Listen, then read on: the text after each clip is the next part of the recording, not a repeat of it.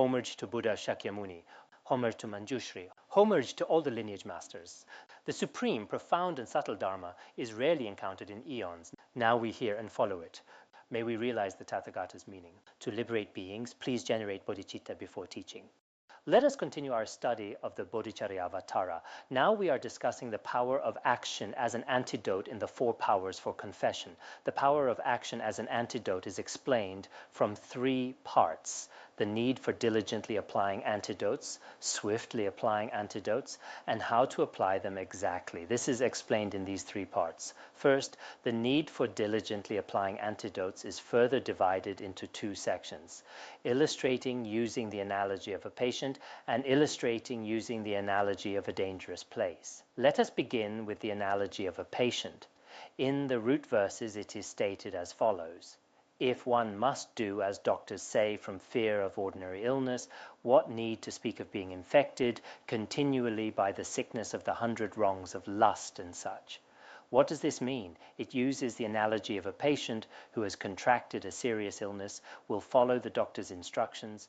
To illustrate that, we should apply the antidotes for confession diligently. As practitioners, all of us here should earnestly follow the instructions of our teachers and the Buddha and practice diligently. So, how is this analogy explained?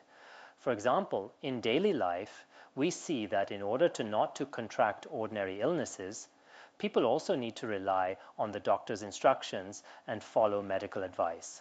But for us, since beginningless time, we have been afflicted by the diseases of desire and other afflictions. Within our mind stream, there are hundreds, even thousands of different afflictions. We are plagued by all sorts of afflictive diseases. Given that we are such seriously ill patients, why would we not need to listen to the instructions of our teachers or the profound pith instructions of the Buddha? To use a worldly analogy, it can be explained like this. Whenever someone falls ill, they go to the hospital. Then, following the doctor's instructions, they take medicine, get injections, and they follow the doctor's advice completely in all their actions, conduct, and even diet. If a patient does not follow the doctor's advice, can they be cured of their illness? It would be extremely difficult. So no matter what kind of illness it is, even if it's just a minor cold or some common sickness, people are always eager to follow the doctor's advice. This is something we can all observe in ourselves and others. If you don't have the doctor's guidance, even if you have some intelligence, you may not really be able to cure yourself. There are some medicines in the world that come with instructions, but if you don't rely on the doctor's advice, can you really use the medicine effectively on your own? This is quite difficult. This is the analogy. In the same way, all of us ordinary beings have been mired in the mud of samsara since beginningless time. And in our mind stream, we suffer from the diseases of desire, anger, ignorance, pride, jealousy, as well as subsidiary afflictions, also known as latent tendencies. Each of us has so many of these afflictive diseases that they are beyond counting. When we get physically ill, it's not as if we are sick for our entire lives. It may just last a few months or a few years, and the severity of the illness is usually not that great. We may think it's very serious, but in fact, most illnesses can be cured with proper medical treatment. However, even though we don't realize it, the diseases of desire, anger, and ignorance that we suffer from are far more serious than the physical illnesses mentioned earlier. We know there are all kinds of illnesses in the world. Some are considered very serious, like SARS, avian flu, or other diseases such as AIDS, cancer, and so on. People think these are extremely frightening, but in reality, if you contract such a disease, it may only take your life once. But can such diseases harm you life after life? That's not possible. If I get cancer in this life, it doesn't mean I'll get cancer again in my next life. But when it comes to afflictions, each of us, since beginningless time, if we look at our journey through samsara, it's clear that in this life, my mind stream is afflicted by desire, which has caused me untold suffering. In my previous life, when I was an ordinary being, my mind stream was also afflicted by desire, and in the life before that it was the same. Afflictions are not just a problem for one lifetime, but have harmed me countless times, life after life, and in the future, if I do not treat them properly, they will continue to harm me endlessly without interruption. They will keep dragging me into the suffering of hell as if being thrown into a pit of fire. So each of us should deeply reflect on this. Whenever people get even a minor illness, they immediately go to the hospital for medicine, treatment, or even hospitalization. If we reflect on the afflictions within our mind streams, why do we not rely on the true teachings of the Buddha, who is the king of healers? In the Avatamsaka Sutra, it is also taught that we should regard ourselves as patients, see the Dharma as the supreme medicine, see the spiritual friend as the king of healers, and earnestly apply the treatment, which means practicing the teachings. From these four analogies, it has already been explained how the afflictions in our mind streams should be treated, how to cure the serious disease of afflictions. This is explained through the analogies.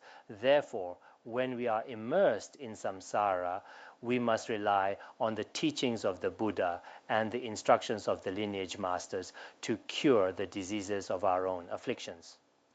As for these afflictive diseases, can we cure them through self-study or relying solely on our own efforts? This is actually very difficult, because the Buddha's teachings, the Dharma, are truly profound and unfathomable.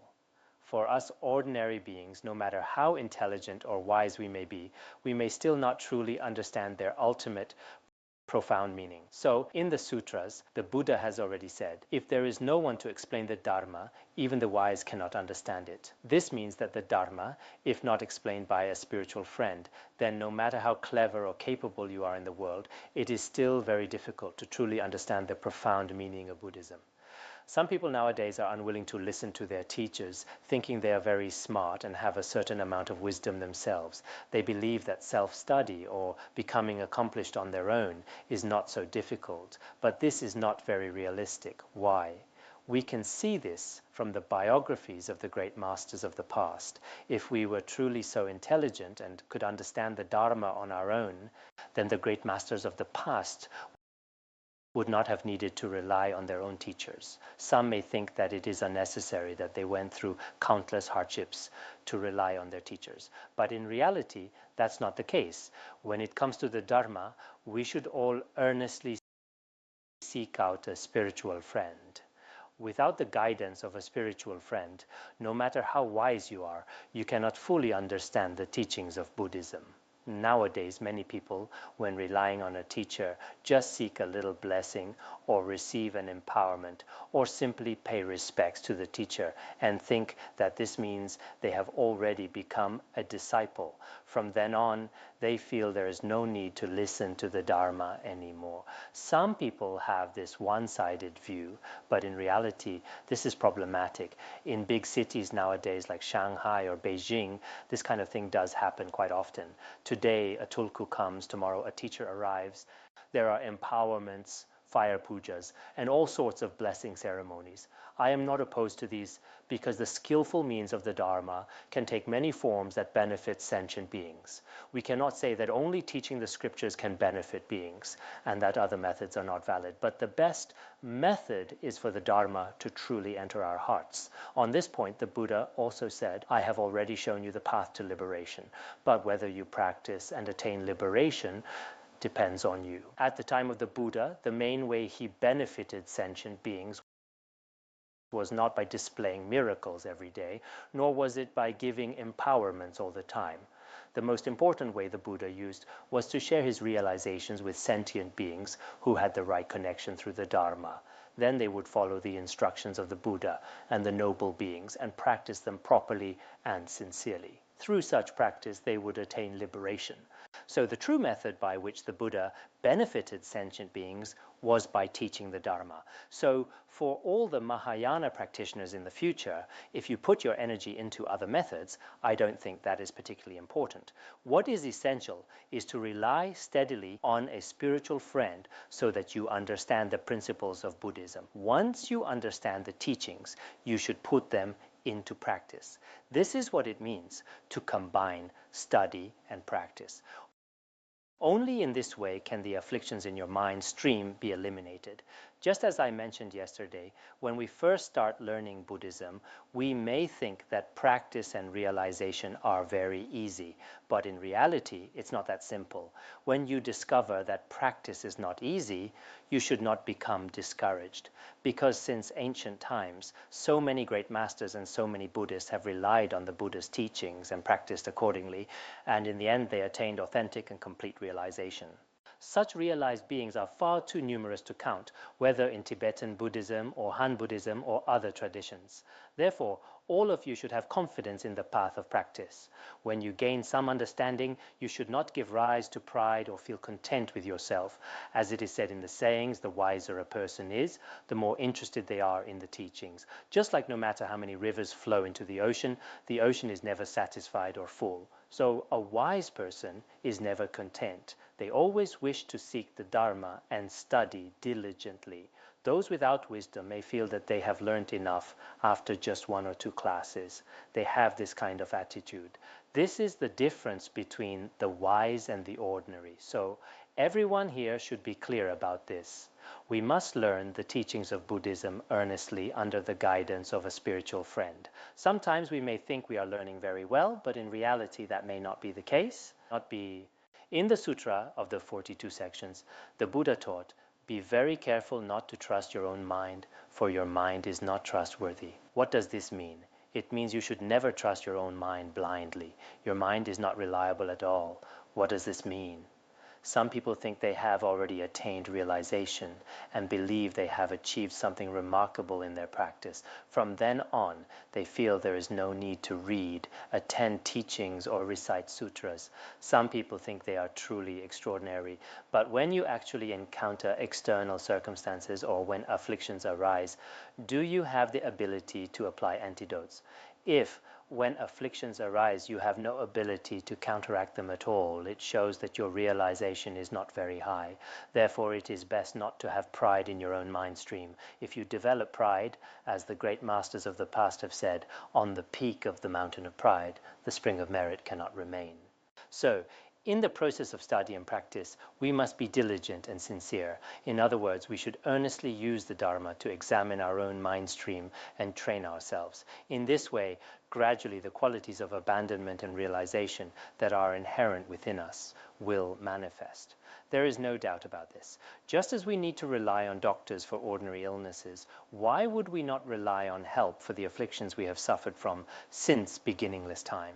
But it's true that for people nowadays, especially those in big cities, or for those who have not properly relied on a spiritual friend, they seem to have no real understanding of the Dharma at all, like a blind person feeling an elephant. If you don't understand the basic view and foundational knowledge of the Dharma, then your practice will truly be like a blind person riding a blind horse. You will never reach your intended destination. Therefore, first and foremost, you must carefully contemplate the basic meaning of the Dharma you are learning. Then, once you understand it, you should continue to examine your own mind stream with it. If you do not examine yourself and only speak beautifully or eloquently, it is actually of no use at all. In the past, there was a bhikshu named Sunaksatra who served Buddha Shakyamuni, and he was an attendant to the Buddha for 20 years. Of course, there are different accounts of the time he served the Buddha, but some scriptures say that he served as an attendant for 20 years. He had also attained the meditative state of the first dhyana and could recite the entire 12 divisions of scriptures within the Tripitaka by heart. But later, he was reborn in an impure latrine in Shravasti as a hungry ghost with a hideous appearance because of his wrong views. A spiritual friend like the Buddha cannot be found in this world, but if wrong views spread in your own mind stream, even if the Buddha himself comes to this world, he cannot help you. So even if Sunaksatra was truly learned in the Dharma, it became nothing more than empty words with no real benefit. None of us here should be like that. We should have respect for all our teachers, even for the teacher from whom we have heard just 4 lines of Dharma. If you lack respect, as I mentioned earlier, you will never attain the qualities present in the teacher's mind stream. So I hope that all the Dharma teachers and tutors here will all respect each other. No matter how much wisdom or merit you may have, that is not what's important. People should always have mutual respect for one another. With respect, you will truly receive the benefit of the Dharma. If you receive the benefit of the Dharma, then everything you do will be much easier. This is the general principle I wanted to share with you. In the following verse it says, if even one of these can ruin all people who live in Jambudvipa, and no other medicine to cure it can be obtained in any direction, to think that I might not do as directed by the omniscient healer who removes every pain would be blameworthy and completely deluded.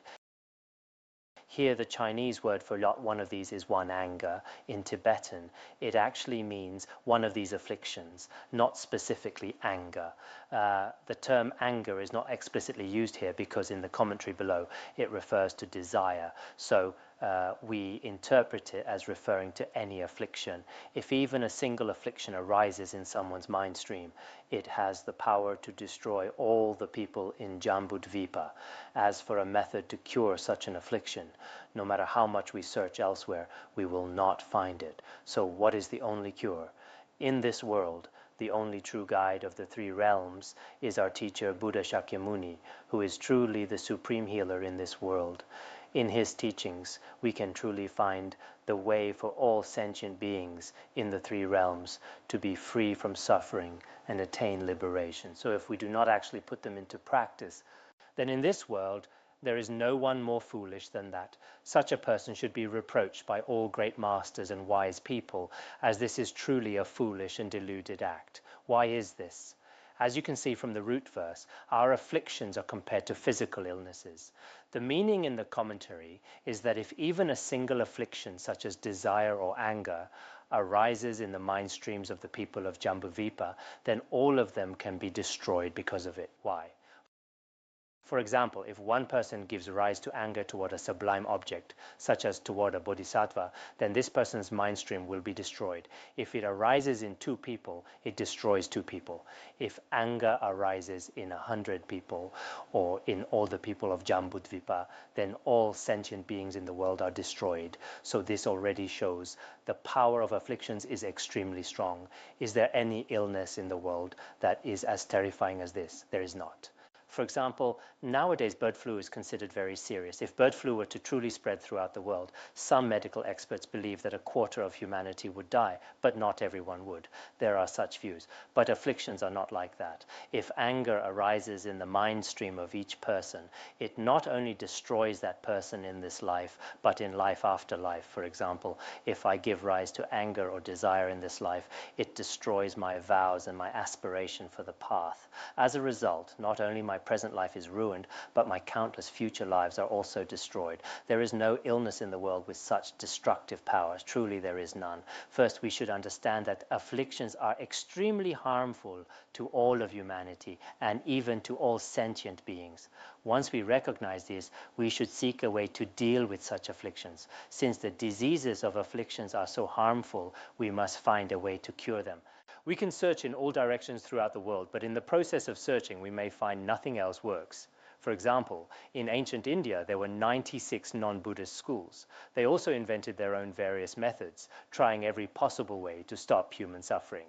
In ancient China, Taoism and the doctrine of Confucius and Mencius also had many teachings on ethics and morality. They developed various methodologies and philosophies and tried every possible way to eliminate the mental illnesses of many people at their root.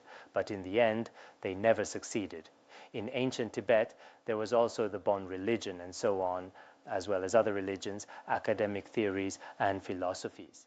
But in reality, none of them succeeded in truly stopping the mental suffering of all sentient beings. Therefore, the only true guide in this world is Buddha Shakyamuni. After attaining unsurpassed, perfect, complete enlightenment in India, he taught the 84,000 methods of teachings, tailored to the different capacities of sentient beings. Each and every one of these methods can completely cure the mental illnesses of sentient beings. As a result, countless sentient beings have relied on the supreme path of Buddha Shakyamuni and have already reached the other shore of liberation. This is something that history itself can prove. Through this reasoning, we can see that our teacher Buddha Shakyamuni is not just someone we praise with words, saying, "Our Buddha is great." It is true that since ancient times in human history, there have been so many scholars and wise people, but you never find in their theories a true sacred path that allows all sentient beings to be free from suffering and attain ultimate happiness. The only such sacred path is the one taught by our teacher, Buddha Shakyamuni. So as Buddhists, we do not just praise the Buddha with words. We truly have deep faith in the Buddha from the bottom of our hearts. As for myself, I truly feel a deep sense of gratitude and respect for the Buddha. This feeling always arises naturally, and I vow that not just for this life, but in all future lives, this faith will never waver. We may not be exceptionally intelligent, but from childhood until now, we have been nurtured by the ocean of wisdom and have gained a certain amount of knowledge. So I believe we should have the discernment to distinguish which fields of knowledge are truly worthwhile and which are not. And it's truly extraordinary that we have found the true path of the Buddha. Sometimes when I think of the many great masters of ancient India praising the Buddha's qualities, I too cannot help but feel a deep sense of respect for the Buddha. We should say that in this rare human life, to encounter such a Buddha and such teachings is truly a great fortune. I feel extremely happy and honored. This is not something I say casually. In fact, I believe that everyone present here, including all those listening to these teachings, do not merely hold a superficial respect for the Buddha, nor is our praise for the Buddha just empty words. Each of us should have genuine respect for the Buddha from the bottom of our hearts. This kind of respect is not just about following the crowd or going along with what others say. It's not that just because others say the Buddha is great, we think so too.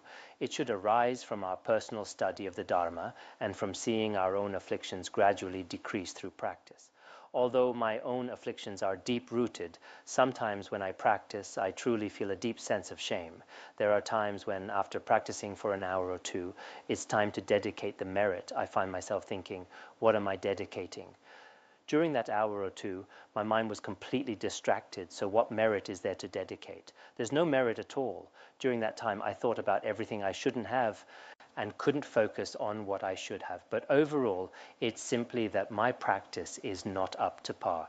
The Buddha's teachings and the pith instructions he gave us are absolutely 100% true and reliable. There is not the slightest doubt about this. It's just that my own negative karma is so strong. But as long as I diligently confess and practice the Dharma, one day I will definitely succeed. I can say that I do have some confidence in myself. So I think in this world, it is truly impossible to find an omniscient healer like the Buddha. Why do I say this? For example, if we look at history, in India, the most famous physician was Jivaka. In the Han Chinese regions, it would be Li Shizhen, the author of the Compendium of Materia Medica. In Tibetan regions, it is Yuthok Yonten Gompo. All of them are called king of doctors, but in reality, the Buddha's medical knowledge was not only able to cure the mental illnesses of sentient beings, but also all kinds of physical illnesses. There is a story from the time when the Buddha was alive. Jivaka thought his own medical skills were extremely advanced. He would sometimes say to the Buddha, when it comes to curing mental illnesses, your Dharma nectar is truly supreme, but when it comes to curing physical illnesses, I, Jivaka, should be considered the best in the world. So he was very proud about his skills. At that time, King Prasenajit and many other kings also respected Jivaka very much. Later, in order to subdue the pride in Jivaka's mind stream, the Buddha once took him to the snow mountains. The Buddha found many different medicinal herbs there. For each herb, he explained its origin, how it cures illness, its properties, its power, and its effects. When the Buddha explained all this, Jivaka did not recognize some of the herbs at all, and for some, he only knew the name but not their effects. From then on, the pride in his heart was completely subdued. After that, he admitted, you are not only the healer of mental illnesses, but even for physical illnesses, someone like me cannot compare to you. That's what he said. Whether in the Buddha's time or any other era, pride is always a dangerous affliction. With pride, one cannot give rise to true knowledge of the path. For example, when we study the ornament of clear realization, the knowledge of the path of a bodhisattva, meaning the realization of a bodhisattva, cannot arise in the mind streams of many gods. At that time, the Buddha's body radiated light, causing the light of the gods, which was the result of their karma and merit, to fade and become dim. After their pride was subdued, the Buddha then taught them the Prajnaparamita teaching. Some people, such as university students or PhD students, can easily develop a sense of pride, thinking, I have a graduate degree from a prestigious university, or I have a college diploma, and feel that they are truly remarkable. But from a worldly perspective, having a diploma doesn't always mean much. Nowadays, diplomas can be fake, obtained through money, status, or personal connections in various ways. Sometimes you can easily tell that those certificates are fake. But whether your credentials are fake or real, maybe you do have some strengths in worldly matters, but when it comes to studying Buddhism, you may not even have reached a middle school level. This is especially true if you lack even the most basic right views, such as the right view of cause and effect, or the right view of samsara. If that's the case, then the foundation of Buddhism is still very far away for you. Sometimes it may still be extremely distant. Anyway, we should understand that in this world, all the Buddhist teachings are passed down through the Buddha's lineage. The teachings in this lineage are the only things that can cure all the diseases in our mind streams. For sentient beings in samsara, especially in the lower realms, if they truly want to be free from such suffering, is there any way other than the Buddha's teachings? There truly is not. Nowadays, there are many methods in the world to relieve suffering, but these can only bring temporary happiness to your body and mind, and only solve your problems for a day or two. For the endless suffering of birth, old age, sickness and death, life after life, only the Buddha's teachings can truly cure that. So all of us here should see ourselves as patients. But to truly cure this illness, we must partake of the nectar-like medicine of the Dharma. If you do not take this precious medicine, no worldly knowledge can cure the great illness of birth, old age, sickness, and death. That is simply impossible. So everyone should deeply understand that the Buddha is the only true omniscient healer in this world. We are truly fortunate to have met such a healer.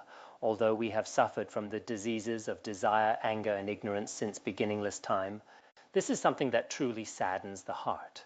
But fortunately, in this life, we have indeed met excellent teachers and the King of Medicines, the wonderful Dharma, and this is truly something to rejoice in. If we search everywhere in this world for a solution to the problems of birth, old age, sickness, and death, we will find that nowhere else can we find it. Only in Buddhism. If we do not practice sincerely, then we are truly foolish and pitiable. Nagarjuna also said that after obtaining a precious human rebirth, if one still creates negative karma, it is like using a precious jewel vessel to hold filth. This is from the letter to a friend, right? Yes. Sakya Pandita also said in his saying that some people in the world today do not seek beneficial dharma, nor do they examine what is beneficial or not. They spend their days eating, drinking, and seeking pleasure. Such beings are no different from, as Sakya Pandita puts it, hairless pigs, because they have no concern at all for their own future liberation and seem completely indifferent to the suffering in their own mind stream. Where else in the world can you find such ignorance? That's why when speaking of those who do not study the Dharma but spend every day in distraction, many great masters offer stern criticism of such people. If you want to be a true Buddhist, I hope you will study the Dharma sincerely and diligently. Of course, many people need to make a living and work with elderly parents and children to take care of, and all sorts of relatives and friends to socialize. With so many responsibilities to take, you may need to go to work every day, attend parent-teacher meetings for your children, and entertain different guests from time to time. Sometimes I feel that many people today do not lack time for practice, but spend their time on meaningless things. Personally, I don't like banquets and going out to eat at restaurants.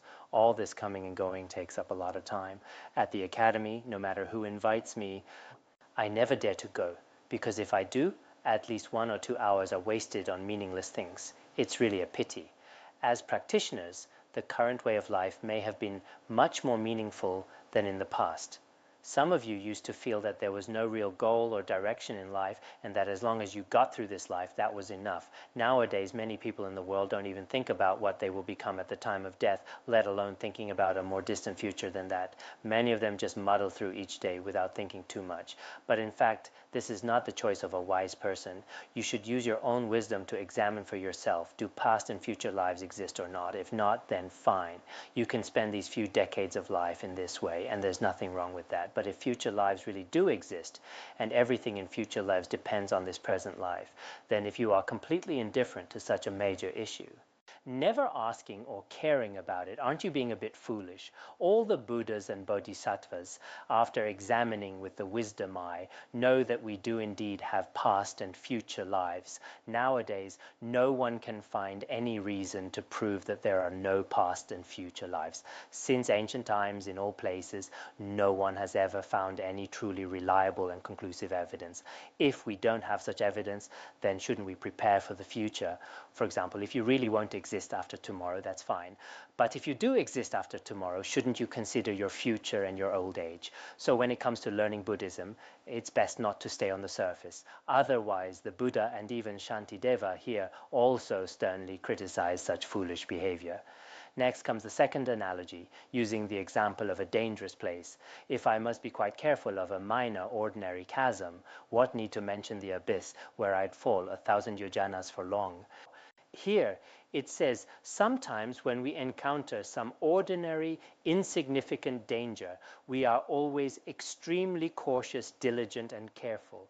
But if we are to fall for a long time, even life after life, into a perilous place, thousands of yojanas deep, then it goes without saying that we should be even more careful. This analogy makes it very clear. For example, when we are traveling, if we come across cliffs or steep slopes or very deep pits, people always say, be careful, otherwise you might fall. Or if the road is a bit slippery, people say, be careful, walk slowly and carefully, otherwise you might slip and fall. But in reality, it's not that frightening. If it's snowing, or in winter when the ground is icy, if you slip and fall, maybe you'll break your leg or get injured. At most, you might die in that place and end this very life. But beyond that, it's impossible to experience great suffering life after life. That just doesn't happen. Yet people are always extremely cautious about it. When you climb a ladder, you're especially careful, step by step, slowly. It's so steep, be careful. Should I help you? Especially here when it snows in winter, when we meet some Dharma friends nearby, we say, be careful, do you need my help? But even if you really fall, it won't necessarily cause you major harm. Not long ago, during a Dharma assembly, a Dharma friend slipped on a muddy path, and he spent several days in the hospital recovering. So after a few days, he was basically recovered. The other day, I heard he was walking quite well.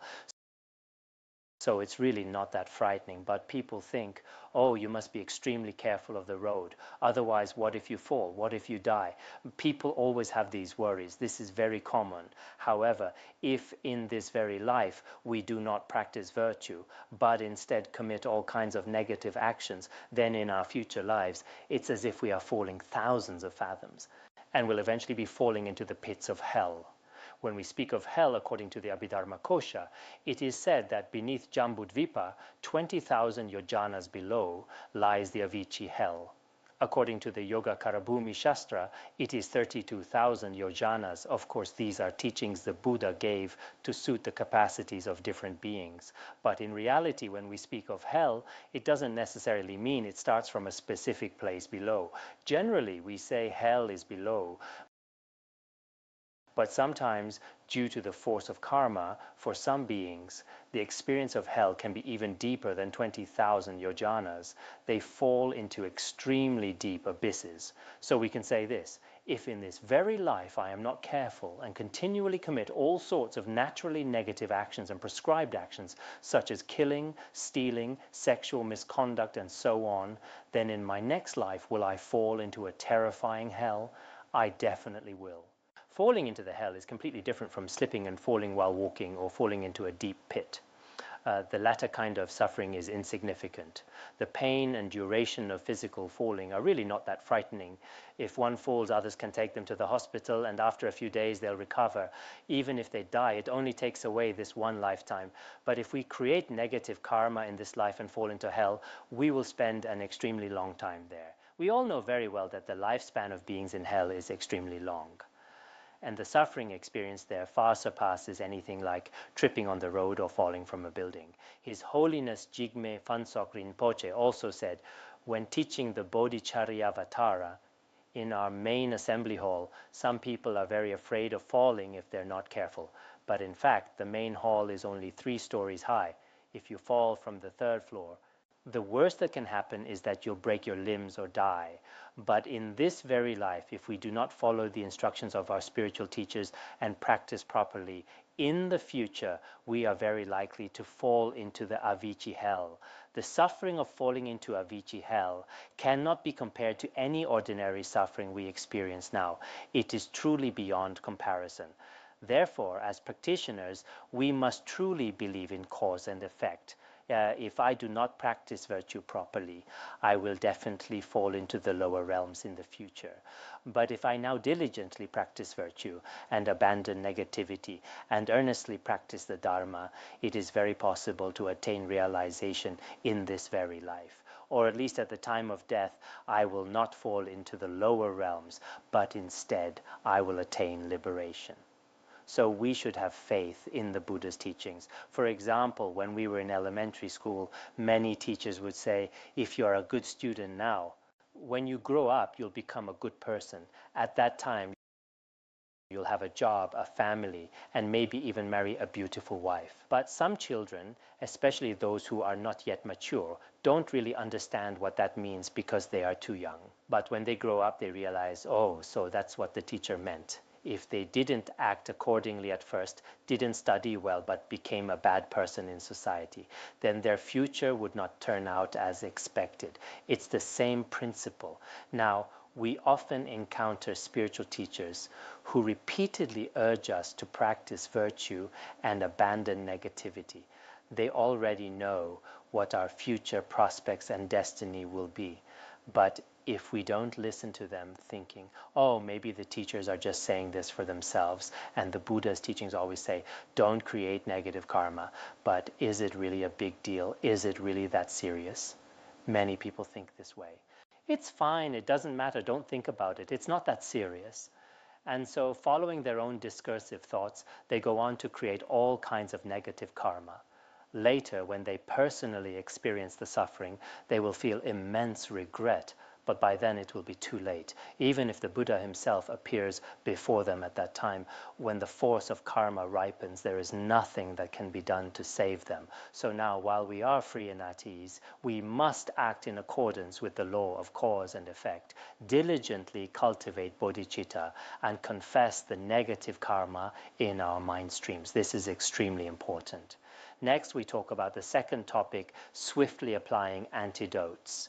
Swiftly applying antidotes is explained in 3 parts. Lifespan is unreliable, enjoyments are unreliable, and friends and relatives are unreliable. First, our lifespan is absolutely unreliable, as is stated in the root verses. It is not right to sit content and say, I will not die today. It is inevitable the time will come when I will cease to be. None of us here should think, I won't die today, I can just live comfortably. Such thinking is actually unreasonable. All of us will one day reach the end of this life. There will definitely be an end. The time of death will inevitably come for every single person. It's just that we don't know when. In fact, in many sutras where the Buddha teaches impermanence, he has already explained this or warned us about this, but we are ignorant of this truth. Among worldly people, how many can truly contemplate impermanence, not to mention worldly people? Even among us Buddhists, many do not contemplate impermanence deeply enough. Some of us may think this way. Maybe right now my negative karma is very serious, but I'll confess later, maybe next year, maybe the year after, maybe after I retire. Today someone said, right now I don't have the opportunity to study profound Dharma teachings. For now I'm just listening to the Bodhicharyavatara. When my child grows up and starts working, then I'll go to your place to really study the Dharma. Her words suggest that she hasn't truly reflected on impermanence. By the time her child grows up, who knows if she will still be around. Here it's said that it is absolutely wrong and unreasonable to sit back and think, I won't die today, so I can just relax. Why? Because you have no reason to believe that you definitely won't die today.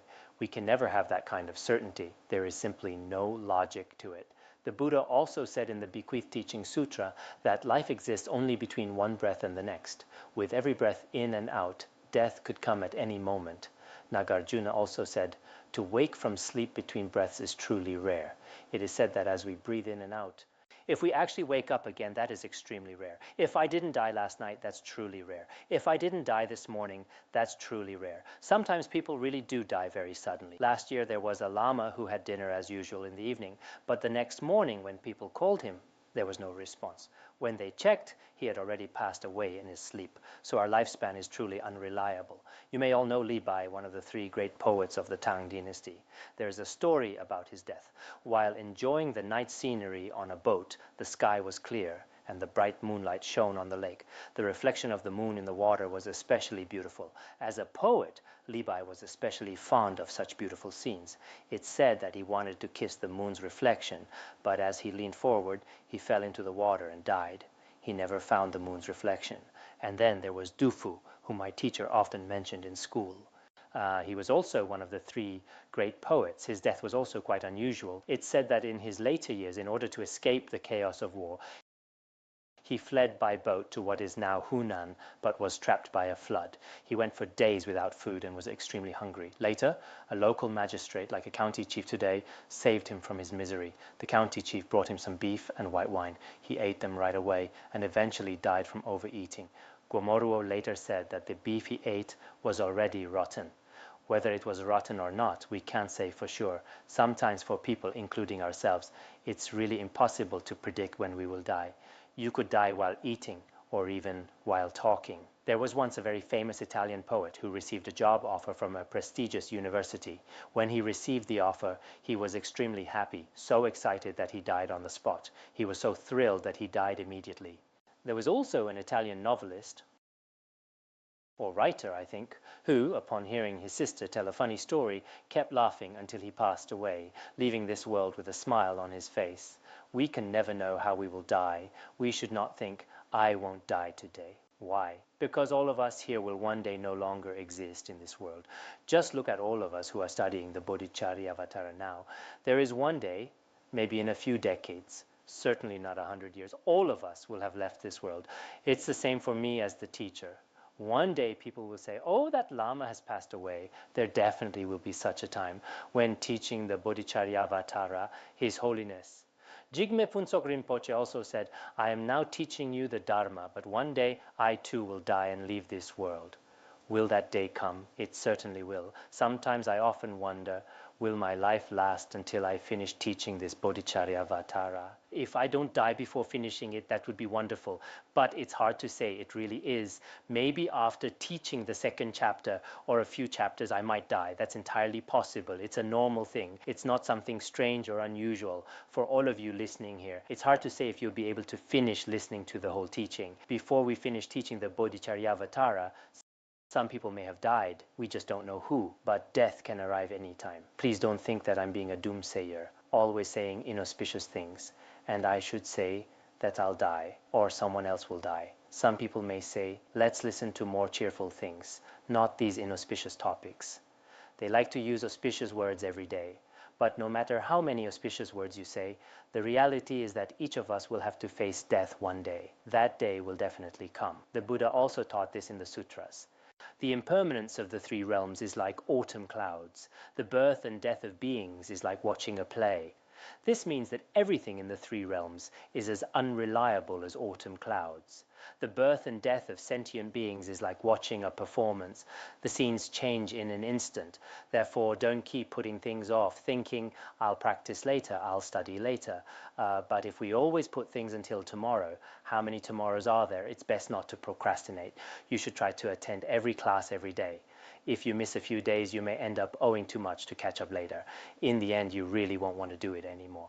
Just like some poor people who are deeply in debt and finally don't want to pay it back. Some people listening to the teachings now are keeping up every day, basically keeping up with our schedule. Some people are very diligent at first, but I think initial diligence is not reliable, because I often see the strong start, weak finish approach to hearing and contemplation. I've seen it so many times. What really matters is to persevere to the end. When we finish the Bodhicharyavatara teachings, let's see who truly makes it to the end. Let's see how we all do. This is something I really look forward to seeing. I don't want to see people who at the beginning say, I want to memorize the Bodhicharyavatara, I want to do this and that. A few days ago, it seemed many people were reciting online, but these days I haven't heard any recitations. In fact, we haven't even finished the second chapter. If some people have already dropped out, then they may not really engage in hearing and contemplation. But some people are doing really well. Yesterday, a young monk came to my hut and I asked him about his recitation. He had memorized the entire Bodhicharyavatara, the beacon of certainty, and the 400 verses. He had also finished memorizing the Sword of Wisdom. Now he is memorizing the treasury of valid cognition. For someone like him, you can truly say he's serious with hearing and contemplation. Within just 1 year, since the start of this semester, which hasn't been that long, he has already memorized so many treatises in such a short time. By memorizing the text, he will certainly understand some of the content. If he didn't know any of the content, he couldn't possibly memorize that much. But for some people, they might think, the Bodhicharyavatara has over 1,000 verses. My goodness, where would I ever find the time to memorize it? Some people may spend time sleeping in, playing, or traveling around. For that, they always have time. Since beginningless time, we have been used to indulging ourselves in meaningless activities, and we take delight in that which may not be reasonable. Now let's move on to the next verse. Who will grant me freedom from fear? And how will I escape from this? I certainly will no longer be. How can my mind remain at ease? Here it says, one day I will definitely die. At the time of death, who will grant me a state free from fear? In such suffering, how could I possibly find liberation? If I must die, then how can I spend every day now living so carelessly? How can I spend every day feeling so at ease and carefree? We should reflect on this ourselves. As practitioners, it's important to think, how will we face the future? At the time of death, will we have any confidence? If not, then when we die, the pain of the dissolution of the four elements will be truly terrifying. And in the Bardo, the experiences there are also extremely frightening. After death, the suffering in the lower realms is also extremely intense. So who will grant us fearlessness in the face of these sufferings? Will there ever be such a day when others can save us from such sufferings? Whether it's gods, teachers, or anyone else, right now you may spend your days in pleasure, but when you die, they guarantee that you definitely don't fall into the lower realms. Has anyone ever granted you such a siddhi? For each of us here, the answer is truly no. At the time of death, we may still feel lost and uncertain, as we really don't know what will happen, so there's no guarantee. And if that's the case, since from beginningless time until now, we have created so much negative karma, and in the midst of so much negativity and suffering, how can we possibly escape them and attain liberation? We have no confidence or certainty at all. Therefore, we should all reflect. If I am truly going to die, then I should not spend every day living carelessly. If we truly develop a strong sense of impermanence in our mind streams, then we won't live like ordinary people, just muddling through each day. We will definitely be diligent. Sometimes I think great masters of the past really are so diligent. They started studying Buddhism from a young age and practiced diligently all their lives. They created so little negative karma in their whole lives. There is an old monk at our monastery, 78 years old. He gets up at 3 in the morning and has kept this habit for 40 or 50 years. After getting up in the morning, he began to meditate and recite prayers. Hearing this, I thought, for us, we create so much negative karma, yet don't practice well every day. These great masters are truly different. I know some truly remarkable masters in Han Buddhism who always get up at 3 or 4 in the morning. They never go to the city, never waste time on meaningless talk, and never get involved in pointless activities. Their whole day is devoted to Dharma practice and bodhicitta. But for us, ordinary people burdened by negative karma, we don't seem to engage properly in Dharma practice. Instead, we end up wasting our days away. When you compare the two, the difference is sometimes enormous. So for all of us here, one thing is certain: one day we will all die. As it says in the letter to a friend, among all beings on earth and in the heavens, not a single one escapes death. Have you ever heard of or seen anyone who does not die? Of course not. There never will be, except for a very few great accomplished beings like Padmasambhava and Vimalamitra, who attained the rainbow body of great transference in this very life. For ordinary people like us, our bodies, made up of the 5 aggregates and as fragile as bubbles, will definitely perish. Je Tsongkhapa once used this analogy. A fire is burning outside the forest, and inside a group of monkeys is still playing happily, unaware of the danger. In reality, we are just like that. It's like yaks, chickens, and ducks in a slaughterhouse, all crowded together, each one meeting its end. Yet the animals inside still think they're living happily. So I hope all of us here will not waste our precious time on meaningless pleasures. We should try to use our time to benefit sentient beings, or if not, at least practice well ourselves. For practitioners, there are really only 2 main things. If you can benefit sentient beings, treasure that rare opportunity. If you can't, then focus on your own practice. In my view, these 2 are the most important and meaningful things in life. Either practice well yourself or benefit others. Other than that, it really doesn't matter whether this illusory, impermanent body is happy or not. We've talked before about some of the teachings of Dudjom Rinpoche. It doesn't matter if we are rich or not. It doesn't matter if you have fame or not. None of that matters. Likewise, it's fine whether your house is fancy or simple. It's okay to renovate your house or not. And it doesn't matter if you play music in your car or not. All of these things are just illusions and have little meaning. What truly matters and is meaningful is to benefit sentient beings and give rise to bodhicitta, or to eliminate the afflictions in your own mind stream. Diligently recite and meditate on Vajrasattva and other profound practices. If you truly have some realization in your mind stream, then teaching others will also be very beneficial.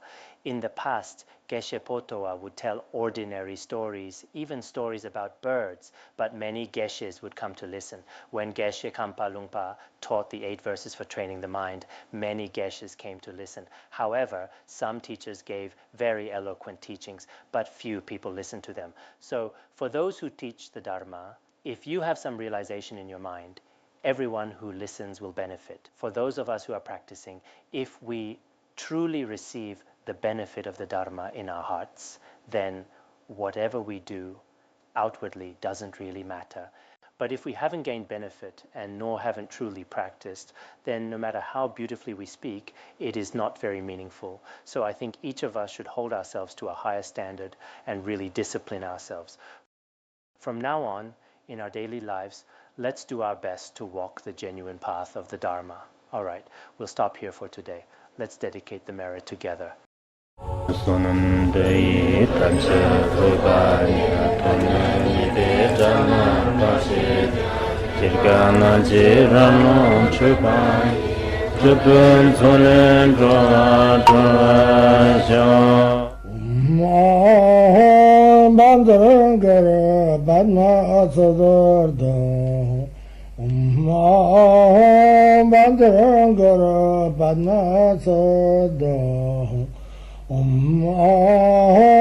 Bandara Banma Sadar